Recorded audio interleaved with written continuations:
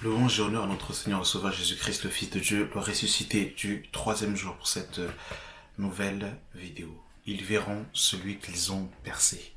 Voilà, nous sommes encore dans la série de la divinité de Jésus-Christ et nous voulons encore révéler selon les Écritures que Jésus-Christ est le Dieu véritable, qu'il est le Dieu unique manifesté en chair.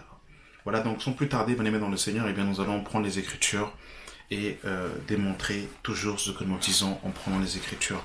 Ce que je vous invite à faire, bien-aimés dans le Seigneur, tout simplement, eh bien, c'est de prendre les Écritures, de méditer, de prier pour vérifier et avoir la confirmation du Seigneur pour savoir si ce que nous allons partager, si ça vient de lui ou pas, bien-aimés dans le Seigneur. Alors nous sommes, sans plus tarder, dans le livre de Apocalypse, chapitre 1, à partir du verset 7. Il est écrit, « Voici, il vient avec les nuées, et tout œil le verra, et ceux qui l'ont percé, et toutes les tribus de la terre se lamenteront à cause de lui. Oui, Amen, je suis l'alpha et l'oméga, le commencement et la fin, dit le Seigneur Dieu, celui qui est, qui était et qui vient, le Tout-Puissant. Amen. » Donc ici, on nous parle de celui qui a été percé, qui va venir, et les nuées, et il va venir avec les nuées, et toutes les tribus de la terre se lamenteront à cause de lui. Alors ici, au verset 7 de Apocalypse 1, voici, il vient avec les nuées. Les nuées dont il est question, ce sont les saints, donc l'Église, qui va revenir avec le Messie. Donc on va prendre un passage pour confirmer cela dans le livre de 1 Thessaloniciens chapitre 3 à partir du verset 12. Que le Seigneur augmente de plus en plus parmi vous et à l'égard de tous cette charité que nous avons nous-mêmes pour vous, afin d'affermir vos cœurs pour qu'ils soient irréprochables dans la sainteté devant Dieu notre Père lors de l'avènement de notre Seigneur Jésus-Christ avec tous ses saints. Amen. Donc là, nous voyons que il va revenir avec tous ses saints. Et on va retenir sur que Jésus va revenir avec tous ses saints parce qu'on va reprendre un verset tout à l'heure qui va nous confirmer cette pensée que Jésus est bien et bien Yahweh manifesté dans la chair. Et dans le livre d'Apocalypse chapitre 19, on nous dit « Puis je vis le ciel ouvert, et voici parut un cheval blanc. Celui qui le monte s'appelle fidèle et véritable. Et il juge et combat avec justice. Ses yeux étaient comme une flamme de feu, sur sa tête étaient plusieurs diadèmes. Il avait un nom écrit que personne ne connaît si ce n'est lui-même. Et il était revêtu d'un vêtement teint de sang. Son nom est la parole de Dieu. Les armées qui sont dans le ciel le suivent sur des chevaux blancs revêtus d'un fin lin blanc pur. Donc voilà, donc ça c'est l'Église. Donc ici, Apocalypse 1, le verset 7 correspond au retour de Christ avec l'Église. Donc les nuées, ce sont les saints. Et ce sont aussi les anges aussi, parce que les anges aussi vont revenir avec, viendront aussi avec nous quand nous allons revenir pour mettre fin au règne de l'homme impie. Voilà, on ne va pas rentrer dedans, mais c'était juste pour situer chronologiquement ce passage. Et retournons dans Apocalypse 1, bien-aimés dans le Seigneur, on nous dit « Voici, il vient avec les nuées, et tout œil le verra. » Tout œil le verra, ça correspond aussi à Matthieu chapitre 24. Je fais une petite, une petite aparté. Matthieu 24. Donc là, tout œil le verra. Ceux qui le verront en ce moment, ce sera qui? Eh bien, c'est pendant la guerre d'Armageddon, lorsque toutes les nations, vont monter à Jérusalem pour faire la guerre, mais c'est Yahweh qui va les rassembler pour faire la guerre avec eux. Et là, tout œil le verra. Donc, dans Matthieu 24, à partir du verset 29, « Aussitôt, après ces jours de détresse, le soleil s'obscurcira, la lune ne donnera plus de sa lumière, les étoiles tomberont du ciel et les puissances des cieux seront ébranlées.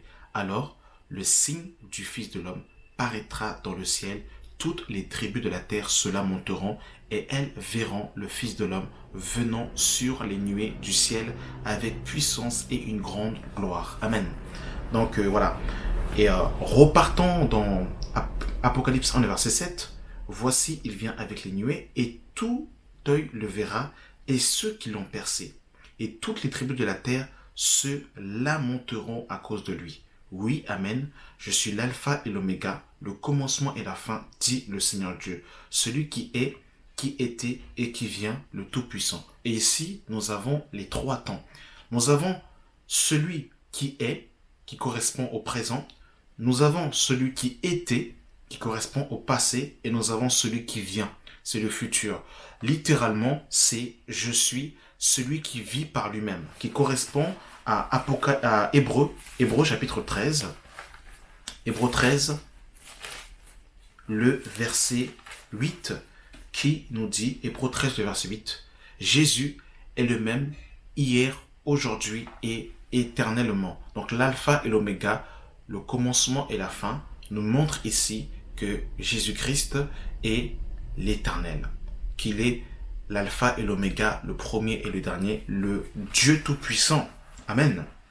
Et ce qui va être intéressant, bien aimé dans le Seigneur, c'est que nous allons prendre ici Jean chapitre 20. Par rapport, parce que là j'aimerais mettre notre attention, c'est que on nous dit que il vient avec les nuées et tout œil le verra, même ceux qui l'ont percé. Regardez, bien aimé dans le Seigneur, dans le livre de Jean chapitre 20. Dans le livre de Jean chapitre 20, à partir du verset 24. Thomas, appelé Didyme, l'un des 12, n'était pas avec eux lorsque Jésus vint.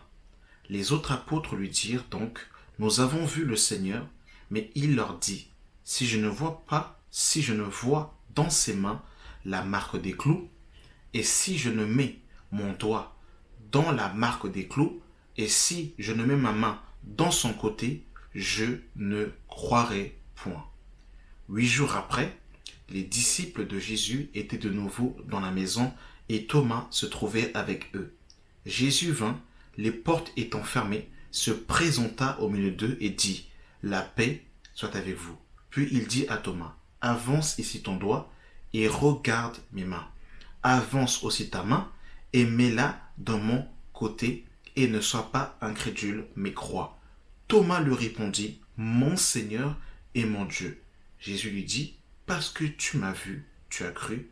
Heureux ceux qui n'ont pas vu et qui ont cru. » Amen. Ce qui va être super intéressant dans ce passage, c'est qu'il faut se remettre dans le contexte. Ici, lorsque Thomas dit « Mon Seigneur et mon Dieu », il n'est pas en train ici de dire « Mon Seigneur » concernant Jésus et « Mon Dieu » en parlant d'un autre Dieu. Non. Le « et » ici est vraiment une conjonction de coordination. Il dit « Mon Seigneur et mon Dieu ». Il reconnaît ici que Jésus est son Dieu. Et selon la Torah, si Jésus n'est pas Dieu, la déclaration que Thomas est en train de faire est un blasphème. Parce que le premier commandement que Yahweh va donner dans Exode 20, c'est « Tu n'auras pas d'autre Dieu devant ma face ». Mais si Thomas dit « Je ne croirai pas si je ne mets pas ma main sur son côté et dans ses clous », eh bien, il fait référence à une parole que Zacharie avait prophétisée. Thomas étant un bon juif, connaît parfaitement la Torah et il sait exactement ce qu'il est en train de dire. Et ici, Thomas faisait allusion au livre de Zacharie chapitre 12.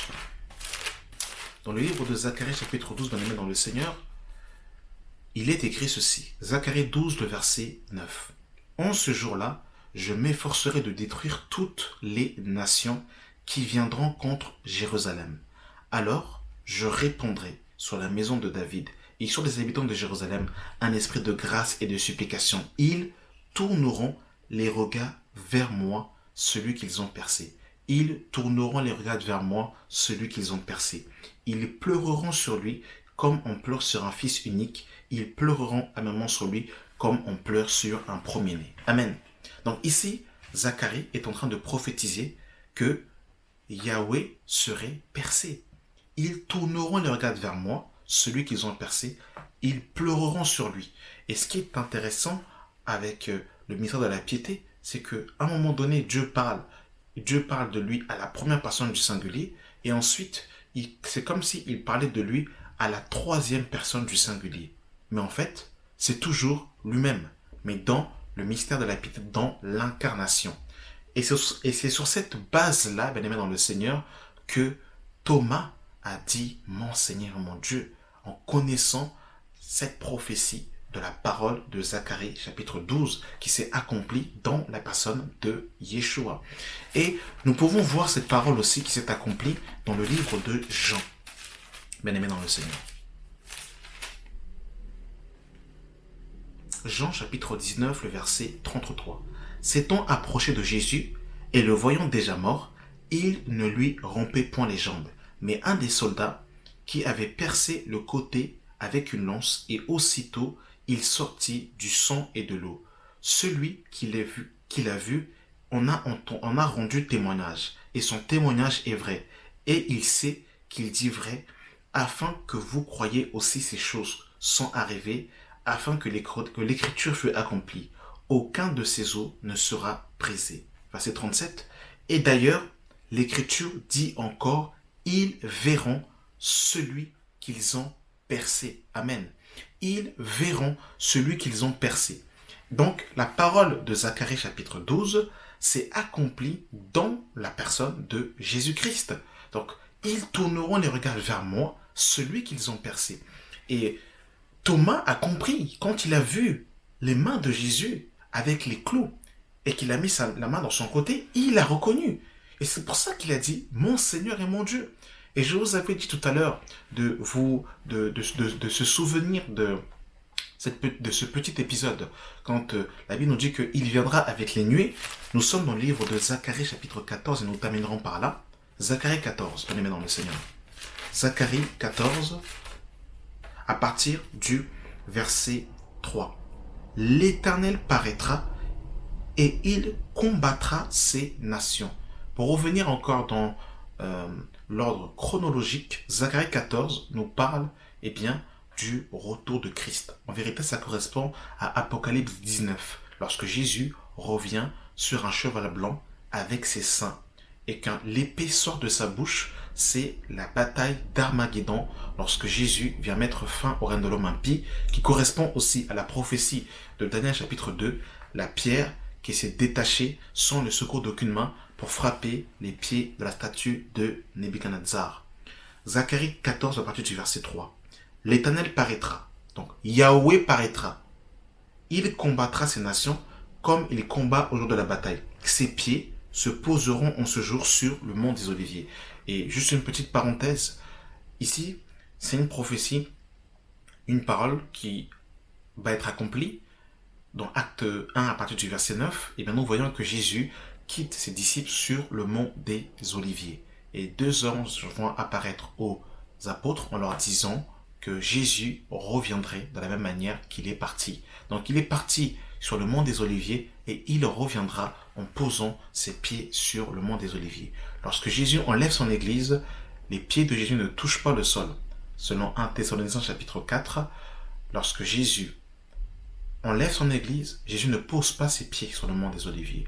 Mais lors de son retour physique, il va poser ses pieds sur le mont des Oliviers. Donc pendant l'enlèvement, il appelle son église, son ecclésia à partir du ciel. Et nous allons quitter la terre et nous allons être attirés par le Maître dans les airs. Et lors du retour de Christ visible et physique, là, ses pieds se poseront sur le mont des Oliviers. Ok.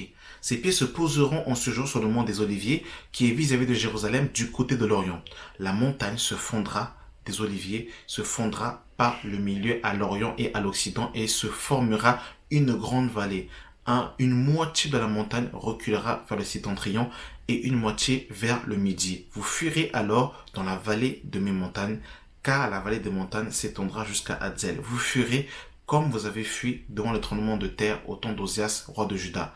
Et l'Éternel, donc Yahweh, mon Dieu, viendra et tous ses saints avec lui. Amen. Et l'Éternel, donc l'Éternel qui a été traduit par Olivier Thon. Donc Olivier Thon, qui était le cousin de Calvin, a traduit le mot Yahweh par le mot éternel. Lorsque vous voyez éternel dans la Bible, eh bien, c'est Yahweh. et Yahweh, mon Dieu, viendra et tous ses saints avec lui. Amen. Donc, Jésus est Yahweh. Jésus est Dieu manifesté en chair. Donc, celui qu'ils ont percé, bien aimé dans le Seigneur, c'est Yahweh manifesté dans la chair, dans la personne de Jésus-Christ de Nazareth. Amen. Merci d'avoir pris le temps de regarder cette vidéo et que la grâce et la paix soient avec vous. Amen.